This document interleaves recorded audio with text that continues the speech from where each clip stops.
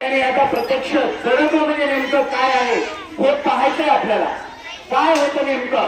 Glass आहे, ग्लासवरती फुट्टा ठेवलेला आहे आणि आपल्याला एक छोटीशी टिचकी मारायचंय.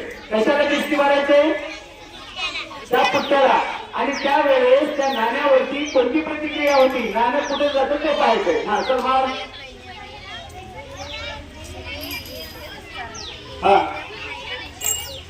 कुठे पडलं नाणं? असं का झालं? याच्या पाठीमागचं कारण काय आहे? कारण इकडे लक्ष द्या, कोणतीही अचल वस्तू असू द्या, त्या पृथ्वी तलावरती कोणतीही वस्तू असू द्या, जोपर्यंत आपण बाह्य बळ त्या वस्तूवरती लावत नाही तोपर्यंत त्या वस्तूमध्ये कसलाही बदल होत नाही. ती वस्तू ज्या अवस्थेत आहे त्याच अवस्थेत राहण्याचा प्रयत्न करते. आलं का लक्षात? त्यामुळे हे नाणं पहा, ग्लासमध्ये पडलं आणि हा फुट्टा समोर गेला. ज्यावेळेस आपण टिचकी मारतो त्यावेळेस हा फुट्टा पुढे सरकतो आणि नाणं जसं तसं त्याची अवस्था काय त्याच ठिकाणी आहे त्याच ठिकाणी राहतं ते, आणि हा फुट्टा पुढे जातो त्याच ठिकाणी खाली पडतं. आलं का लक्षात?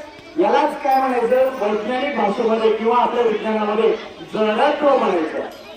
सहजासहजी आपली जी अवस्था आहे बाह्य बळ न लावता ती अवस्था तशीच राहते. या अवस्थेला काय म्हणायचं? जडत्व.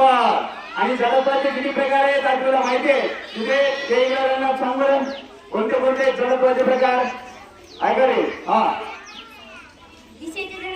दिशेचे जडत्व, विराम अवस्थेतील जडत्व, गतीचे जडत्व.